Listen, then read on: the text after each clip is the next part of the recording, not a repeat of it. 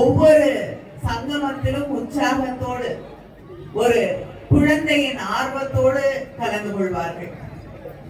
அவர் தந்திருக்கக்கூடிய அந்த உற்சாகம் என்பது கலைஞர்களுக்கு ஒரு பெரிய உத்வேகமாக அமைந்து இன்று அவர்களை நிகழ்ச்சிகளுக்கு நாங்கள் அழைக்கக்கூடிய நேரத்திலே பல பேர் நாங்கள் ஒவ்வொரு முறையும் அழைக்கக்கூடிய நேரத்திலே நாங்கள் மலேசியாவில் இருக்கோம், அமெரிக்காவில் இருக்கோம், சுவிட்சர்லாந்துல இருக்கோம், அங்கே பயிற்சிகள் கொடுத்து கொண்டிருக்கிறோம், நிகழ்ச்சி நடத்தி கொண்டிருக்கிறோம், சிங்கப்பூர்ல என்ன அழைத்திருக்கிறார்கள் என்று சொல்லும் பொழுது எங்களுக்கே ஒரு பெருமை தரக்கூடிய ஒரு நிகழ்வாக தருணமாக அது அமையும்.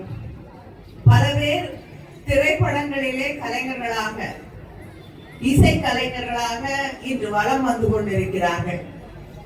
அந்த மகிழ்ச்சியோடு நம்முடைய முதலமைச்சர் அவர்கள் அண்ணன் தளபதி அவர்கள் இன்று 7 இடங்களிலே இந்த கலை சங்கங்களை நடத்தக்கூடிய வாய்ப்பை உருவாக்கி தந்திருக்கிறார்கள். அதில் ஒன்றுதான் எங்களுக்கு தூத்துக்குடியில கூட அந்த வாய்ப்பை வழங்கவில்லை. ஆனால் அருகிலே இருக்கக்கூடிய நெல்லையிலே அந்த வாய்ப்பு வழங்கப்பட்டிருக்கிறது. இங்கேயும் பல கலை வடிவங்களை நாம் காண முடியும்.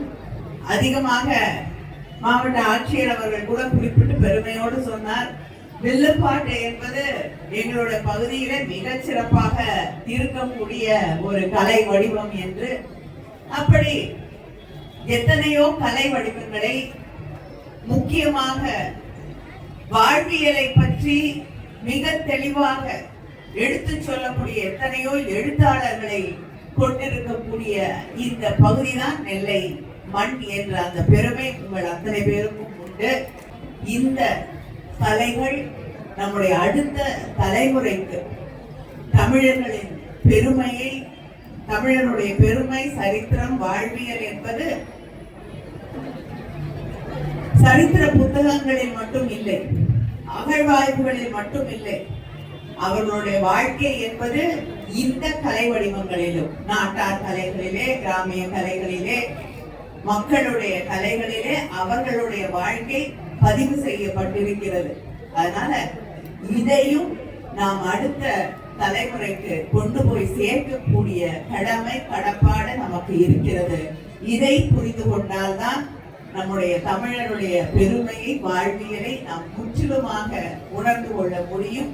அப்படிப்பட்ட ஒரு வாழ்வியலை அடுத்த தலைமுறைக்கு நம்முடைய முதலமைச்சர் அவர்கள் தமிழகத்தின் பல்வேறு பகுதிகளிலே இருக்கக்கூடிய இளைஞர்களுக்காக, அடுத்த தலைமுறைக்காக உருவாக்கி தந்திருக்கிறார்கள். அவருக்கும் என்னுடைய நன்றியை இந்த மேடையிலே நான் தெரிவித்துக் கொண்டு அத்தனை கலைஞர்களுக்கும் என்னுடைய வாழ்த்துக்களை தெரிவித்துக் கொள்கிறேன். செய்திகளை உடனுக்குடனும் துல்லியமாகவும் தெரிந்து கொள்ள சப்ஸ்கிரைப் பண்ணுங்க.